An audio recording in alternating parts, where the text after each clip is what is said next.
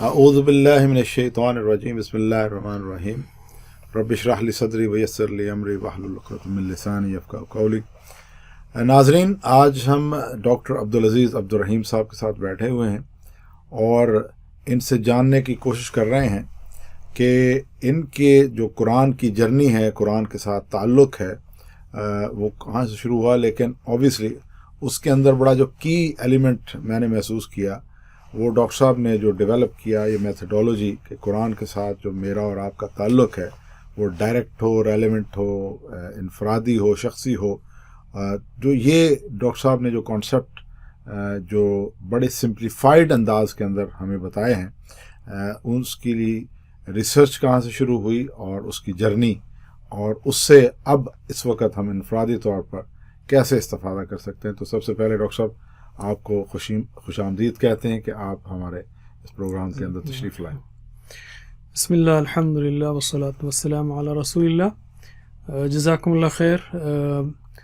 मैं ये कहूँगा, जहाँ तक ये डायरेक्ट प्लान, पर्सनल और रेलेवेंट जो ताल्लुक़ है हमारा कुरान से, इसको मैंने मुख्तलिफ़ किताबों से अख़ज़ किया है अल्हम्दुलिल्लाह। और इसमें नुमायाँ जो किताब रही है वो राव इरफ़ान अली साहब की सूरह बकरा की तफसीर उन्होंने लिखी थी, इंग्लिश में है वो। तो वो एक अलीगढ़ के प्रोफेसर थे, तो उन्होंने ये बहुत प्यारा कॉन्सेप्ट दिया। उसको मैंने और फिर दूसरी किताबों की मदद से उसको सिंप्लीफाई किया कि कुरान जब भी हम खोलते हैं और जो भी आयत पढ़ते हैं तो उससे जो हमारा ताल्लुक़ है वो डायरेक्ट है, प्लान्ड है, पर्सनल है, रेलेवेंट है। डायरेक्ट है, प्लान्ड है, पर्सनल है, रेलेवेंट है, या रास्त है, तयशुदा है, शख्सी है, मुताल्लिक़ है। डायरेक्ट है यानी हो सकता है कुरान किसी ने लिखा हो, किसी ने मैंने ख़त्ताती की हो उसकी, लेकिन हम ये नहीं कहते कि फ़लाँ शख्स का लिखा हुआ है, बल्कि हम कहते हैं कि अल्लाह का कलाम है। इसी तरह किसी से हम सुन रहे हों तो हम ये न समझें कि वो सिर्फ़ इमाम पढ़ रहा है, बल्कि उसके ज़रिए अल्लाह ताला हमसे बात कर रहा है। तो ये डायरेक्ट है। प्लान्ड है तो इस पर हम उर्दू में मशहूर शेर का टुकड़ा सुनते हैं कि दाने दाने, या मक़ूला सुनते हैं कि दाने दाने पे लिखा है खाने वाले का नाम। तो हम कहेंगे दाना तो मैंने डिज़ोल्व हो जाएगा। सबसे अहम इस दुनिया में जो नेमत है वो अल्लाह का कलाम है। तो हम कहेंगे आयत आयत पर लिखा है पढ़ने वाले का नाम, सुनने वाले का नाम।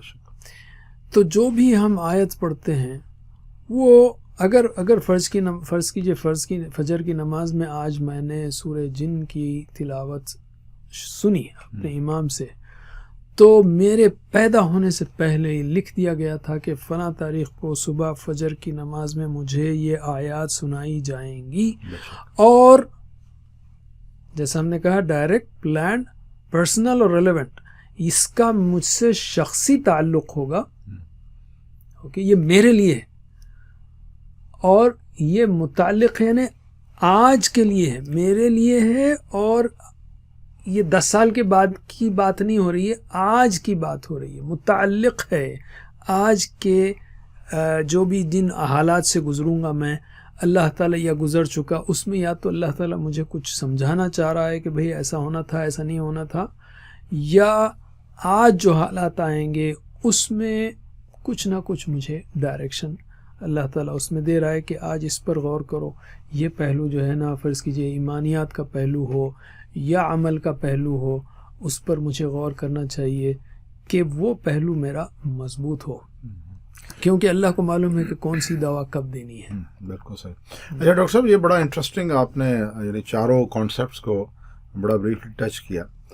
तो एक आम आदमी जो है जिसका यानी कुरान के से वो ताल्लुक़ नहीं है, ख़ास तौर पर क्योंकि ये चारों चीज़ें तो तब हो सकती हैं कि जब एक फ़र्द जो है उसको कुरान की समझ भी आ रही हो, उन आयात की समझ भी आ रही हो। तो वो इन चार एस्पेक्ट से, उन आयात से तो इस्तिफ़ादा नहीं कर सकता अगर उसको समझ नहीं आ रही।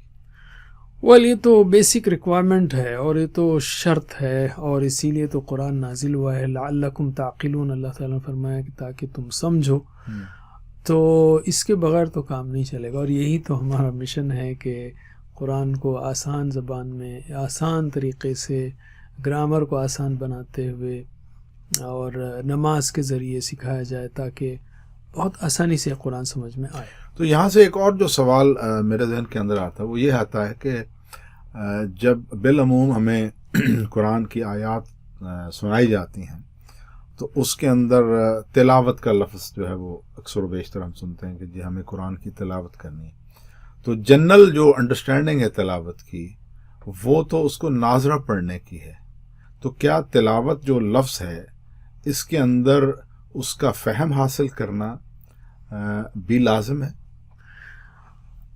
میں اس کو بہت سمپل انداز میں کہوں گا، اگرچہ کہ لفظ تلاوت میں خود تلا یعنی پیچھے آنا، والقمر اذا تلاہا، جب چاند جو اس کے پیچھے آئے تو تلا کا مطلب ہے پیچھے آئے یعنی فالو کرے.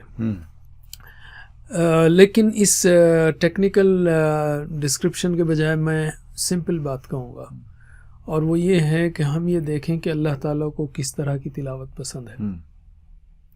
اللہ تعالیٰ نے اپنے بندوں کی تلاوت کے بارے میں مختلف جگہ اشارات کیے ہیں. مثلا ایک جگہ فرمایا الذین آتیناہم الکتاب یتلونہ حق تلاوتہ، اس کی ایسی تلاوت کرتے ہیں جیسے کہ اس کی تلاوت کا حق ہے. ہمارے پاس اس کو صرف تجوید کے لیے استعمال کیا تھا اس آیت کو، جبکہ اس سمجھنا اس کا اہم پارٹ ہے. اور پھر مزید جو ہے ہم اس کو مثالیں دیتے ہیں کہ مثلا اللہ تعالیٰ نے فرمایا وَإِذَا تُتْلَى عَلَيْهِمْ آيَاتُهُ زَادَتْهُمْ إِيمَانًا، کہ جب ان پر آیات پڑھی جاتی ہیں تو ان کا ایمان بڑھ جاتا ہے. بالکل. دوسری جگہ فرمایا يَخِرُّونَ لِلْأَذْقَانِ سُجَّدًا، کہ وہ سجدے میں گر پڑتے ہیں، یا ان کا خشوع بڑھ جاتا ہے، تو یا رونگٹے کھڑے ہو جاتے ہیں. تو یہ کیسے ہوگا؟ بغیر سمجھے یہ سارے حالات طاری نہیں ہو سکتے. تو سمجھنا تو ہم یہ کہیں گے جب تک میری تلاوت اس لیول تک نہ پہنچے جو اللہ تعالیٰ نے جیسے بیان کیا ہے، تو مجھے فکر کرنی چاہیے اور مجھے اس کو میں نے اس لیول تک پہنچنے کی کبھی نہ کبھی تو ایسے حالات طاری ہوں کہ جو اللہ تعالیٰ نے بیان کیے ہیں، اور اس کے لیے سمجھنا تو شرط ہے. تو ایسی تلاوت چاہیے اللہ تعالیٰ کو. ہاں، جو مجبور ہے شروع میں ہے اس کے لیے تو کہا جا سکتا ہے، لیکن ہر کوئی مجبور نہیں. جب آپ نے دوسری زبانیں سیکھی ہیں، انگلش سیکھی ہے، دوسری سیکھی ہے، تو اللہ کی کتاب ہی ایسی کیا مشکل ہو گئی ہے کہ وہ نہیں سیکھی جا سکتی. اچھا، یہاں سے ایک اور بڑا انٹرسٹنگ کوسچن جو میرے ذہن کے اندر آتا ہے اور لوگ بھی اس پہ سوال کرتے ہیں کہ چونکہ آپ نے تذکرہ کیا کہ تلاوت کا حق تو تبھی ادا ہوگا کہ جب وہ اس کا فہم، اس کا ادراک، اس پہ غور و فکر اور یہ ساری چیزیں ہوں گی تو وہ اس کی ڈیپتھ میں ہم پہنچ سکتے ہیں. لیکن جو ہمارے 96% مسلمان ایسے ہیں جن کی عربی جو ہے وہ سیکنڈ لینگویج ہے، 4% ہے جن کو ہم جانتے ہیں کہ جو عرب اسپیکر ہیں. تو جو 96% ہیں ان کے لیے جو سب سے بڑا فیئر اور خوف یا بیریئر ہے وہ یہ ہے کہ یہ زبان مشکل ہے. تو اس کا یعنی اس خوف کا حل کیا ہے؟ اس کا تو بہت ہی سمپل اسٹرانگ پروف ہے ہمارے پاس دونوں طریقے سے. یعنی عربک زبان ایز اے زبان سمجھنے کی حد تک دنیا کی آسان ترین زبان ہے. آپ بولیں گے یہ کیسے؟ اور قرآن کے لیے تو اور بھی آسان ہے. میں ایک جنرل آرگیومنٹ ہمیشہ دیتا ہوں کہ جو ہے نا عربی زبان اس طرح آسان ہے کہ آپ کوئی بھی زبان کا پہلا لیٹر لیجئے، انگلش کا لیں گے تو آپ کو 3 اسٹروکس مارنے پڑیں گے، اور مثلا ہندی کا لیں گے تو آپ کو half circle line line line, یا پھر آپ اگر گریک کا لیں تو الفا ایک اسٹروک، ہاف سرکل، پھر اسٹروک. لیکن عربی کا پہلا لفظ ایک ہی لائن، تو first impression is the best impression. اتنا سمپل ہے. اور بھی آپ ہماری سیریز دیکھ سکتے ہیں یوٹیوب پر امیزنگ عربک کے نام سے. تو اس طرح سے یہ آسان ہے. دوسری طرف ہر مسلمان کو، تقریباً ہر مسلمان، بچے بوڑھے عورت مرد، سب کو نماز آتی ہے. آپ صرف نماز کے ایک ایک لفظ کو سمجھ لیں، اس سے مراد صرف سورہ فاتحہ اور 6 صورتیں اور اذکار نماز، اور ساتھ ہی ساتھ ایک چھوٹی موٹی گرامر کی پریکٹس سمپلیفائڈ سیکھیں آپ، اور وہ بھی انٹریکٹیو ہوا ہو، انت انا انتم نحن، اس طرح سے. تو آپ انشاءاللہ 200 تقریباً ایسے الفاظ سیکھیں گے جو قرآن کریم میں 40,000 بار آتے ہیں. 50% آف دا قرآن صرف آپ نماز اور اس سے متعلقہ چیزوں سے اور تھوڑی بہت گرامر ایڈ کر لیں، اس سے سیکھ سکتے ہیں. بھلا اس سے اور آسانی کیا چاہیے؟ صحیح، اتنا آسان ہے، اتنا، اور صرف 20 گھنٹے کی پریکٹس ہے، پریکٹس کے ساتھ صرف 20 گھنٹے. اچھا، یہاں سے بڑا ایک اور انٹرسٹنگ کوشچن جو آپ نے کہا کہ یہ یعنی قرآن مجید کے 40,000 الفاظ آپ کو، تو اس کا مطلب یہ ہے کہ قرآن مجید کے اندر ٹوٹل الفاظ کو 78,000 کے قریب. ٹھیک، تو اس کا مطلب اوور 50% جو ہے وہ جو قرآن نماز کی عربی ہے اس کے اندر قرآن کی ووکیبلری موجود ہے. او یا آف کورس اس کے اندر قرآن خود موجود ہے، قرآن سب سے صحیح جی. اور تو قرآن کی ووکیبلری جو ہے اس کے اندر موجود. تو اس کا مطلب یہ ہے کہ یعنی اگر ہم اپنا پیغام اپنے ناظرین تک یہ پہنچانا چاہیں کہ اگر وہ اپنی آسانی کے لیے سب سے پہلے فوکس اس پہ کر لیں کہ وہ اپنی نماز کو امپروو کریں اور نماز کی عربی کی ڈیپر انڈرسٹینڈنگ رکھیں، تو ان کا ایک نماز، اپنی نماز کی بہتری اس کے اندر آ جائے گی، اور دوسرا قرآن کے ساتھ ان کا وہ جو ڈائریکٹ اور ریلیونٹ تعلق ہے وہ امیڈیٹلی ڈیولپ ہو جائے گا، شروع ہو جائے گا، ڈیولپ ہونا شروع ہو جائے گا. تو اس میں ہم یہ کہیں گے کہ نماز کے اہمیت کو سمجھانے کے لیے میں کہتا ہوں 3 چیزیں ہیں جو انہیں ہیلپ کریں گی، آپ کو موٹیویٹ کریں گی اس کام کے لیے. اور وہ یہ ہے کہ ہم لوگ نماز میں انفارچونیٹلی 3 قسم کی بدتمیزی تو نہیں کہوں گا میں، لیکن بہت ہی ایسی حرکت کرتے ہیں جو کوئی ہمارے ساتھ کرے تو ہم اس کو گوارا نہ کریں. مثلا یہ کہ پہلی چیز ہم نماز تیز پڑھتے ہیں، جیسے اگر آپ کا سیکرٹری، آپ کا اسسٹنٹ، آپ کا نوکر آپ سے اس طرح بات کرے تو آپ ہرگز اس کو قبول نہیں کریں گے. آپ کہیں گے یا ٹھہر کے بات کرو، سیدھا بات کرو، بات کرنے کا طریقہ نہیں آتا آپ. اور استغفر اللہ، ہم اللہ تعالیٰ کے ساتھ اس طرح کر رہے ہوتے ہیں. دوسری چیز، ادھر ادھر سوچتے ہیں. اگر آپ کا وہی نوکر یا اسسٹنٹ ٹھہر ٹھہر کر بات کرے، کہے کہ سر آپ کا بڑا شکریہ، اللہ آپ کو خوش رکھے، میں آپ کا احسان کبھی نہیں بھولوں گا، لیکن اگر آپ اس کا دماغ پڑھ سکیں اور وہ دماغ میں یہ سوچ رہا ہو کہ یار میرے کپڑے میلے ہیں، میرے جوتے گندے ہیں، مجھے جوتوں کو پالش کرنی ہے اور کپڑوں کو جو ہے نا دھلانا ہے آج، تو آپ کو کیسا لگے گا اس کی تعریف؟ آپ کو اس کی تعریف سے گھن آئے گی، چڑ آئے گی. آپ کہیں گے یار جاؤ یہاں سے، منہ پہ کہہ رہے ہو کہ آپ کا احسان نہیں بھولوں گا اور دماغ میں تو گندے کپڑے جوتے گھوم رہے ہیں. استغفر اللہ. اللہ تعالیٰ کے ساتھ ہماری نماز کچھ ایسی ہی ہوتی ہے، یعنی دنیا گھومتے رہتی ہے اس لیے کہ سمجھ میں نہیں آتی. اور تیسری یہ کہ بغیر احساس کے پڑھتے ہیں. الحمدللہ رب العالمین الرحمن الرحیم مالک یوم الدین.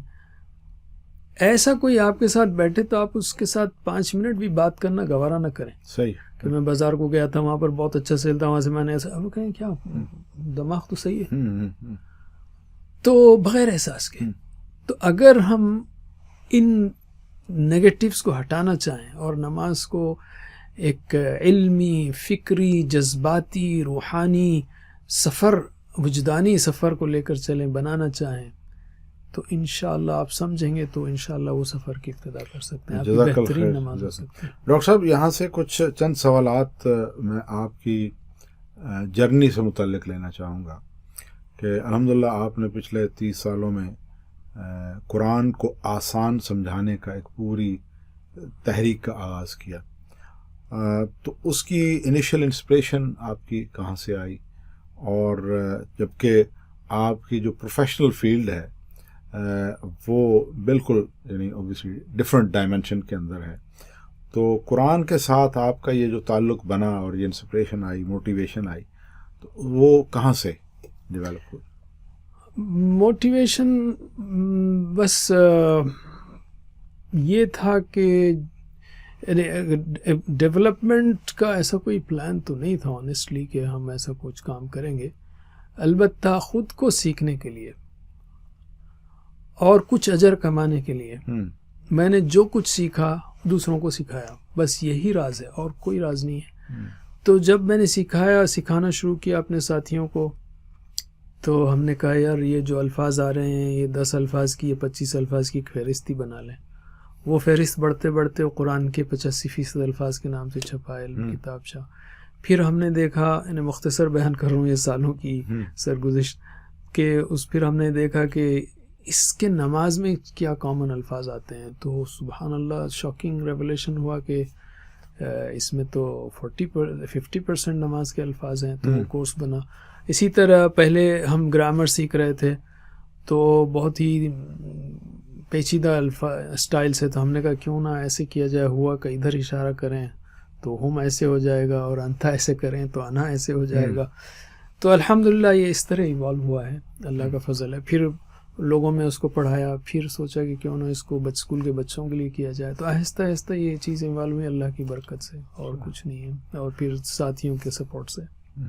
تو اس 30 سال کی جرنی میں اگر آپ اس کو سمرائز کریں تو آپ کی لرننگ اور لرننگ کیا ہے اس میں؟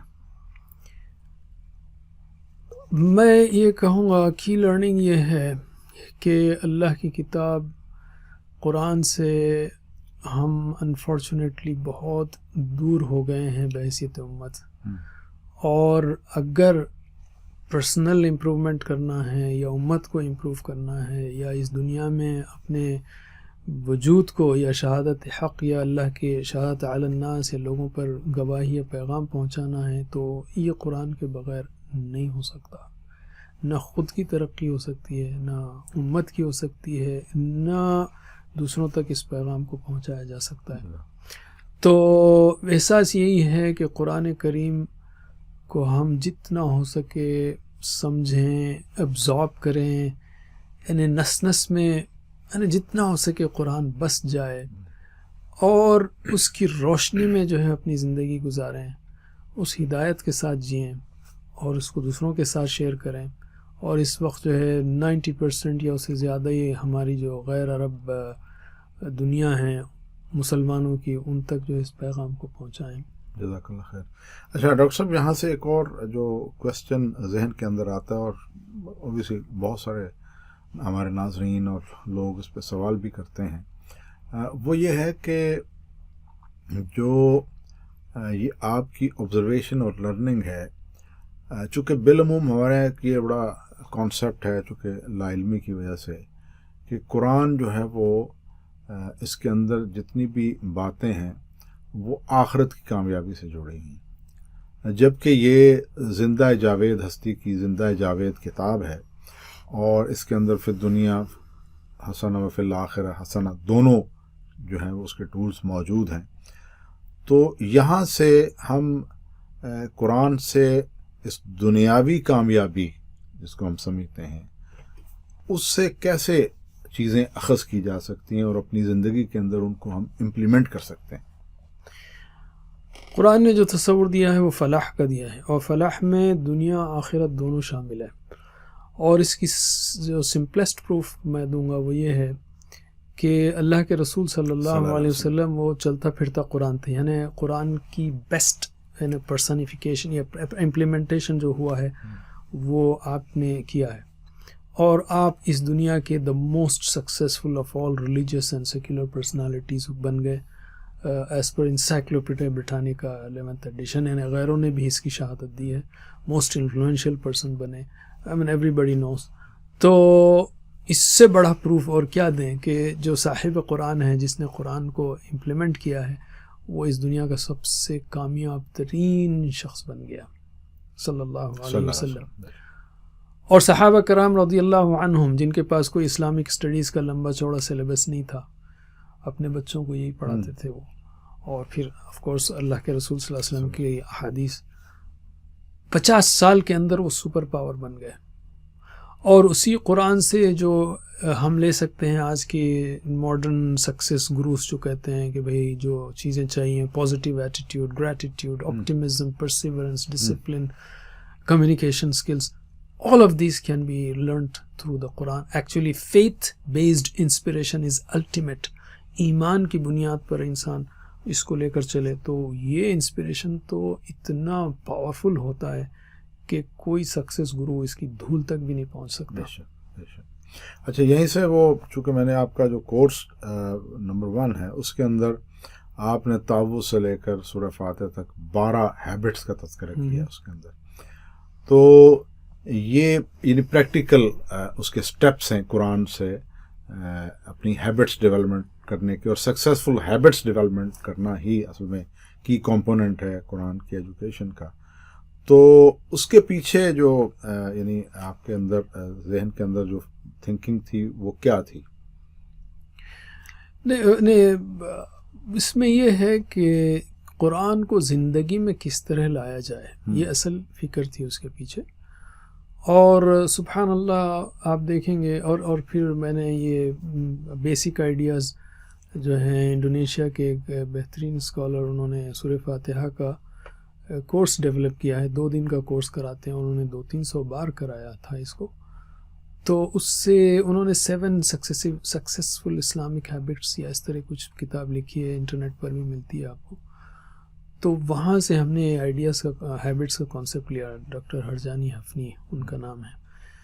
تو سبحان اللہ اس میں آپ کو پورے جو ماڈرن کانسیپٹس ہیں دوسرے لوگ پیش کرتے ہیں، لیکن آپ کو سورہ فاتحہ میں آپ کو بہترین ہیبٹس ملتی ہیں. یہ اور بات ہے کہ ہم اس کی ویلیو نہیں کرتے، لیکن تھوڑا سا غور کریں تو اس میں اور بھی خزانے نکل سکتے ہیں، بے شمار خزانے نکل سکتے ہیں. تو گویا اس کا مطلب یہ ہے کہ ہم یعنی قرآن کے یعنی سپوز ہم یہ کہتے ہیں جنرلی کہ جو مدنی صحف ہے اس کے اندر 600 صفحات ہیں، یعنی ایک عام آدمی جب غور و فکر اور تدبر اس پہ کرے گا تو وہ کم از کم 600 عادات تو وہ اڈاپٹ کر سکتا ہے. ایک صفحے سے ایک عادت ہی لے لیں. بہت ساری یہ تو آپ بہت کم کہہ رہے ہیں. یعنی ایک ریسنٹ گروپ ہے جنہوں نے کام کیا ہدایت قرآنیہ کے نام سے، انہوں نے قرآن سے 2 لاکھ ہدایتیں آلریڈی لکھ ڈالی ہیں. اچھا، 2 لاکھ. یعنی 2 لاکھ سکسیسفل ہیبٹس. ہر ہدایت جو ہے نا انشاءاللہ دنیا و آخرت کی سکسیس کے لیے جو ہے وہ بہت بڑا. ڈاکٹر صاحب اس پوری جرنی کے اندر آپ نے جو ہے وہ obviously قرآن کو یعنی اس ڈیپتھ کے ساتھ پڑھا اور اس کے مطابق کورس آپ نے ڈیولپ کیا. تو ڈیلی لائف کے اندر آپ کو کیا انرجی محسوس ہوتی ہے؟ یہ تو اللہ تعالیٰ کی دین ہے، برکت ہے. میں آئی کوڈ فیل کہ الحمدللہ قرآن کی برکت جو ہے مختلف پہلوؤں سے نمایاں ہوتی ہے. ورنہ اس دنیا میں ہر کوئی بزی ہے. بزی جب انسان کہتا ہے تو مر نہیں جاتا، زندہ رہتا ہے. It's matter of priorities. تو جب آپ قرآن کو ایک پرائیورٹی میں رکھیں انشاءاللہ، اللہ مجھے اور ہم سب کو توفیق دے، تو انشاءاللہ زندگی میں برکت آئے گی اور اس کا ظہور ہوگا. اور دیکھیں گے آپ کہ الحمدللہ اس کی برکت سے بہت سی چیزیں آئیں گی انشاءاللہ. اچھا، یہ بڑا ایک سوال آج کل کے دور میں ہوتا ہے کہ جی جب ہم اپنی پرانی جنریشن کو دیکھتے ہیں تو مہمان کی آمد کی برکت اور یہ ساری برکتوں کا ہم تذکرہ کرتے تھے، لیکن آج obviously برکت کا جو وہ کیا ہے مفہوم ہے، اس کی وہ ڈیپتھ اور وہ انڈرسٹینڈنگ نہیں ہے. تو برکت کو آپ یعنی اسی سوال سے آتا ہے کہ برکت کو آپ کیسے ڈیفائن کرتے ہیں اور اس کی ویژولائزیشن کیسے ہو سکتی ہے؟ برکت یہ ہے کسی خیر کا ملنا، مسلسل رہنا باقی اور بڑھتے رہنا، یہ ہے برکت. اور یہاں جو اللہ تعالیٰ ہم کو برکت دینا چاہ رہا ہے وہ دنیا و آخرت کی برکتیں ہیں. آف کورس آخرت کی اصل برکت ہے. تو دنیا میں ہر پہلو سے برکت، یعنی ہر معاملے میں خیر ملے گا، مسلسل ساتھ رہے گا بلکہ بڑھتا رہے گا. تو ہر پہلو سے. ڈاکٹر صاحب جزاک اللہ خیر آپ کے وقت کا، اور آپ نے اس مختصر وقت کے اندر ہمارے ناظرین کو قرآن سے ڈائریکٹ جڑنے کے کچھ ٹیکنیکس، کچھ ٹولز، اور آپ نے اپنی جو زندگی کی جرنی ہے اس کے اندر اس کو بریفلی سمویا ہے. انشاءاللہ امید ہے کہ ہمارے ناظرین کو آپ کا جو میسج ہے وہ اچھے انداز میں ملے گا، اور اس سے جو ہے وہ آپ کے لیے اور ہمارے لیے صدقہ جاریہ بھی ہوگا، اور اس سے بہت سارے لوگ استفادہ کریں گے. آپ کا بہت بہت شکریہ. السلام علیکم ورحمۃ اللہ وبرکاتہ. وعلیکم السلام ورحمۃ اللہ وبرکاتہ. جزاک اللہ خیر.